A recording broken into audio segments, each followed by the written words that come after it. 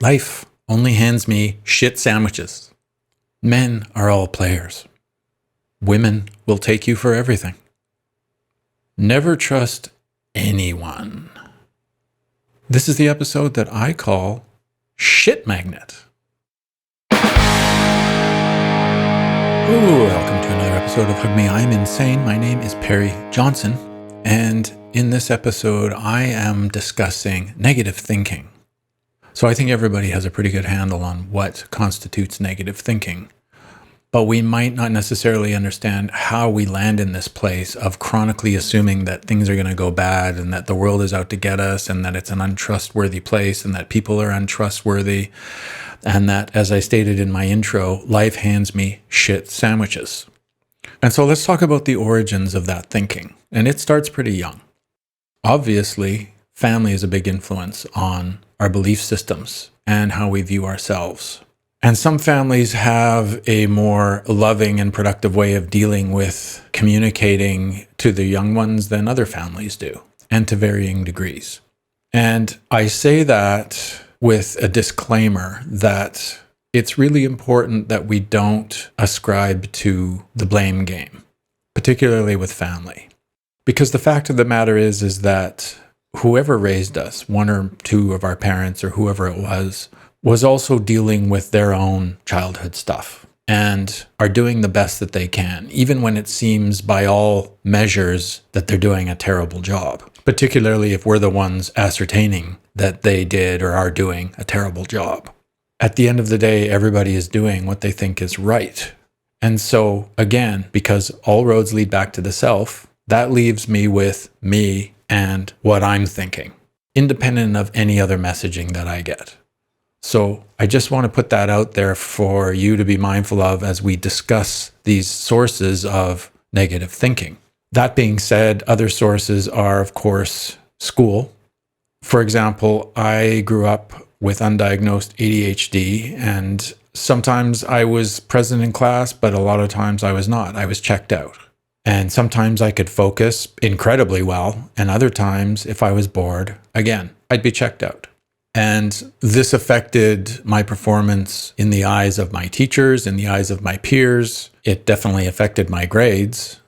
Bringing report cards home was met with varying degrees of positive or negative reception, depending on those numbers. I had a lot of messaging that there was something wrong with me. And I had a lot of that messaging from my peers as well as a result of some of these things and just the way that I was and the way that I learned. And I got a lot of that messaging at home. I was by no measure an easy kid. It's understandable that my parents would become frustrated with me and maybe not handle things in the most loving, productive way. So while I understand that my trauma is not my fault, I also understand that my healing is my responsibility. Yes, it's important for me to have a good understanding of the source of these negative beliefs and this chronic negative thinking. But at the same time, it's even more important for me to find ways to turn that around. Because how I view the world and how I experience the world is a direct result of what I tell myself about what I'm seeing and experiencing in the world. The world is just doing its thing. That certainly has always been true in terms of my experience in the world as an adult, and how in adulthood, much of the negative thinking that I grew accustomed to utilizing as part of my daily vernacular, both with myself and also with how I would describe my experiences in the world, those things were largely reinforced and exacerbated as I entered adulthood and was subject to advertising. And was told in many, many ways that I'm not fit enough, tall enough, skinny enough, muscular enough, smart enough, sexy enough, successful enough, rich enough, whatever it was. And this is why I really limit my exposure to social media and the internet in general. It used to be television that was one of the main offenders of that. Television and also magazines like print and stuff like that, and that's certainly still true, but I don't consume television. It's all internet for me, and everything online, including social media, or as I like to describe it, interactive advertising with my friends.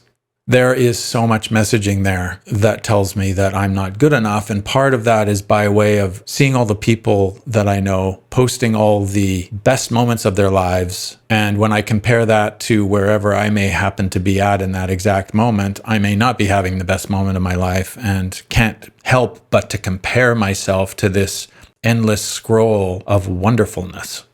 The conclusion that I come to invariably is that there's something wrong with me, that I'm not good enough in this way or that way, or somehow unsuccessful or not successful enough. And so it's not simply a matter of the stuff I learned in childhood that set me up for life in terms of how I view the world. It's also how those things are reinforced and even more deeply entrenched in terms of what I'm constantly inundated with day to day in my adult life. That can also include my performance in my career. Maybe I think that I should be doing better. Maybe I think I should be earning more. And why aren't I?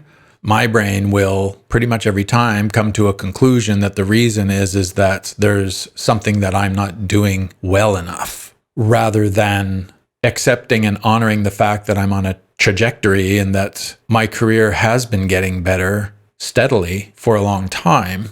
But again, when I'm constantly being told, you need to level up, you need to level up, you need to level up, and it feels like I'm not leveling up quickly enough, then that negative self-talk will crop up, and I will arrive at conclusions that are yet another form of Perry bashing Perry. Another source of this is my relationships, and particularly relationships that are ending or have ended.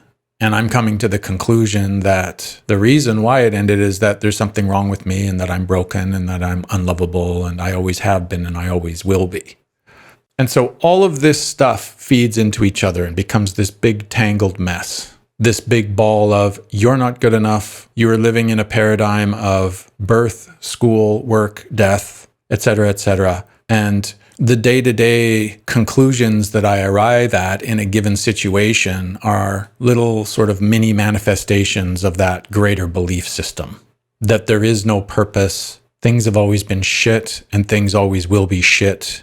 People will always mess with you in some way and can't be trusted. And usually there's some magic bullet story in there that if I could only achieve this thing, or if I could only acquire this thing, or if only I had this job or partner or car or house, whatever it is. And then we get those things and realize we're still shit magnets. And that isn't fair. And why is it always like that for me? Why am I always attracting nothing but shit? Cue the self-pity. So, I think it's important to observe at this point that negative thinking is pervasive, if I haven't been making that obvious enough. Or another way to describe it would be, I have negative thinking and negative interpretations of things, and I also have negative belief systems, rules. And when my brain interprets a certain situation, it will compare that situation to that set of beliefs, which again is pervasive negative thinking, manifesting as these beliefs. And it will connect those two dots and arrive at this conclusion. So no matter what I'm being presented with, that conclusion is always negative. And the more negative conclusions that I'm arriving at, the more I'm being sent opportunities to prove that I'm a shit magnet. And I continue attracting more and more opportunities to prove these rules. Because we need to remember we're very powerful manifestors. As these spiritual beings, we are able to manifest and attract things into our orbit.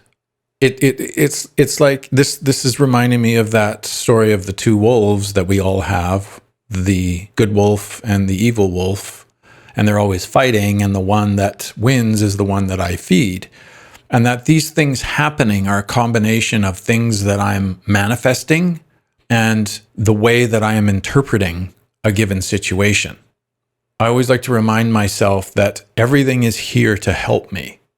This is something that Matt Kahn says over and over. Everything is here to help you. The problem is in my interpretation of that help.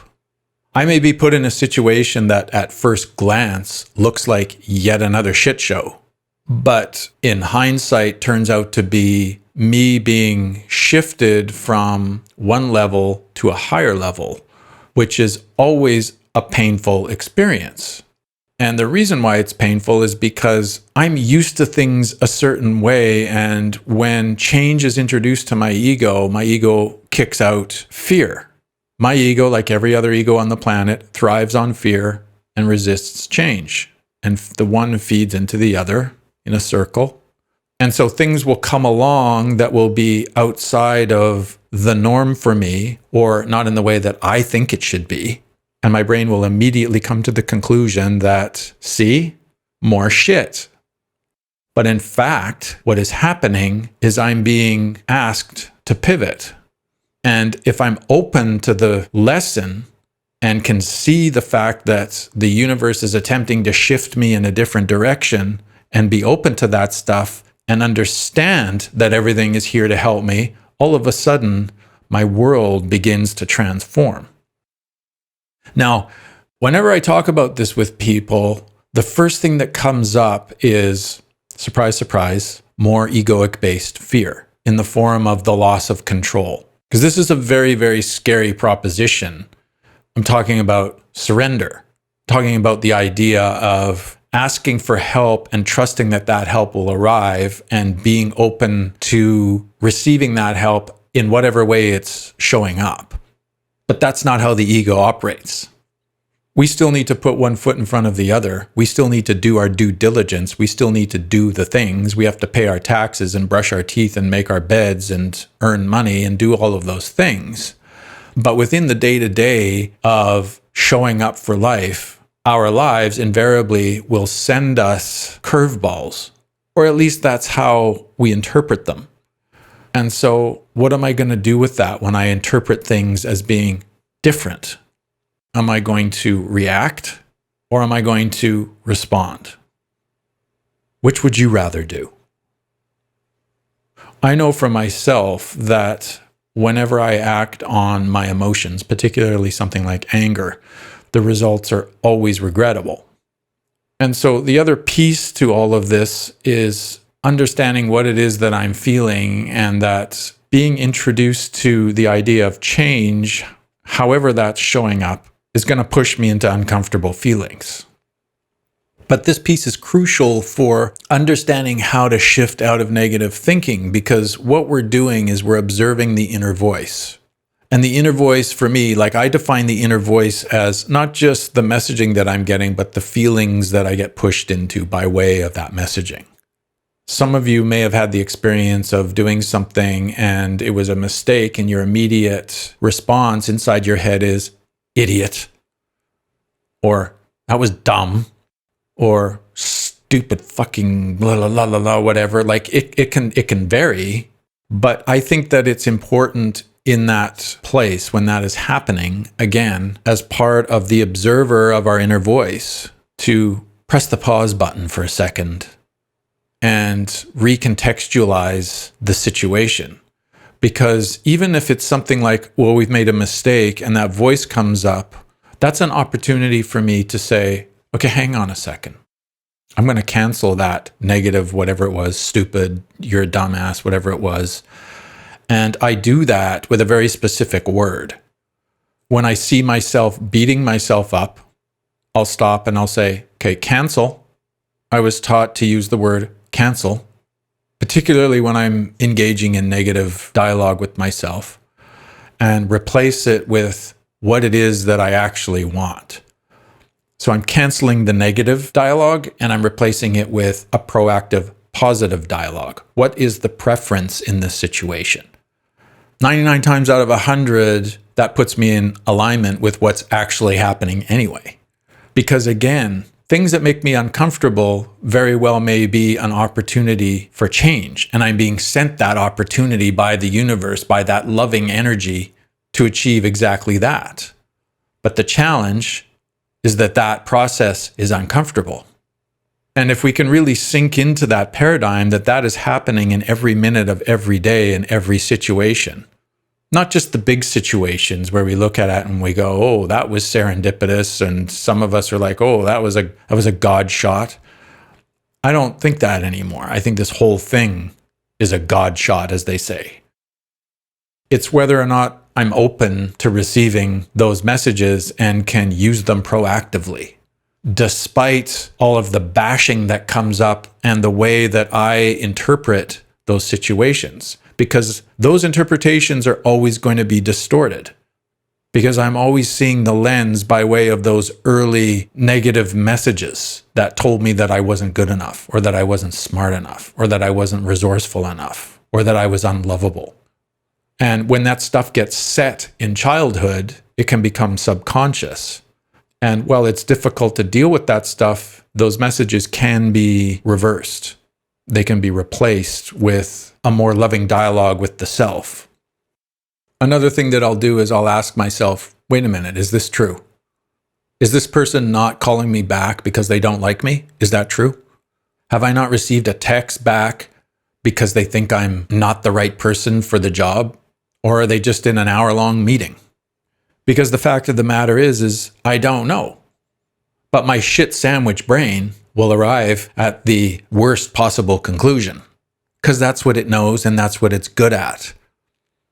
And this is what I mean by pervasive. If I'm not willing to enter a dialogue with my inner voice, then I'll just spend my whole life getting pushed around by all of this negative programming and misinterpret my entire life. This is what we're up against. Do I want to be receiving the gifts that are here for me to grow, for my soul to expand? Or do I want to stay stuck my entire life? That's the choice. And the only person that has the power to turn that around is me.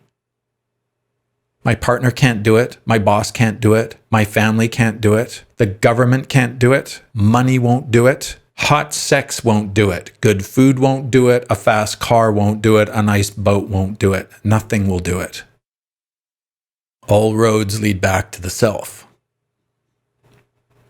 So turning that message around with a positive alternative or an alternative possibility is a very useful tool in transforming this chronic, mistrustful way of being. Another really good tool is journaling. And I know some people cringe at the idea of sitting down and writing about themselves, but there is actually a method of journaling that's a way of interfacing with your life that's not necessarily you talking about what's in your head. And that method is called gratitude journaling. And it's very simple. Some of you may have heard of it. We sit down, we write about 3 things that are working in our lives. And it can be anything. You can write about how you love the couch you're sitting on.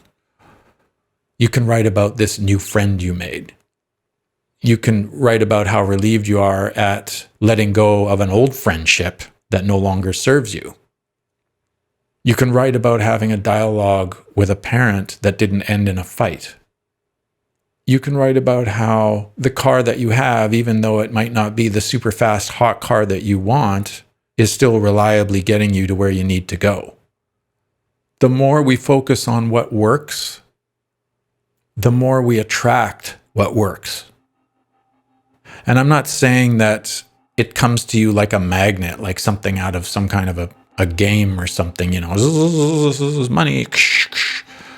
What I'm saying is the teachings, and there are many, many teachings, spiritual teachings, talk about this very thing.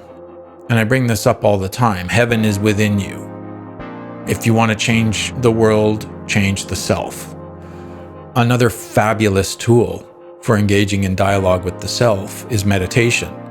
And it doesn't have to take a lot of time. If you can carve out 10 minutes, 20 minutes out of your day to just sit and watch your thoughts go by, hugely transformative. I can't even tell you. It's the most ridiculously simple thing, and if you can learn a couple of techniques, because there's a couple of different meditation techniques out there, focusing on the breath or doing mantras or whatever it is, the idea is that we just sit and we just be, and whatever comes up, that's okay. So it's a way of practicing self-acceptance for 20 minutes. That definitely flies in the face of negative thinking. The last tool that I use, and this one's probably brought me the most success of all, is asking for what we need to something bigger than us. Some people call that prayer. You can call it whatever you want. I just know that the two important aspects of what I'll just call prayer for the sake of this last point that I'm making here. The first is that I admit that I don't know exactly the way through this, whatever it is.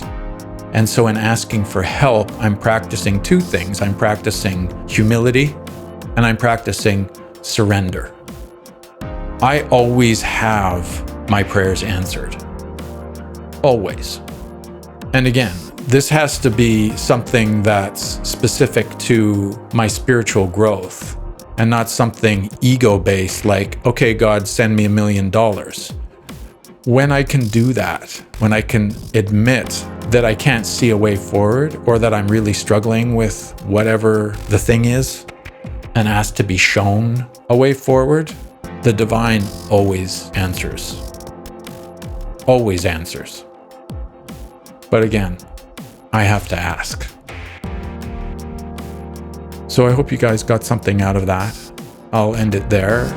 And until the next time, I'll see you soon.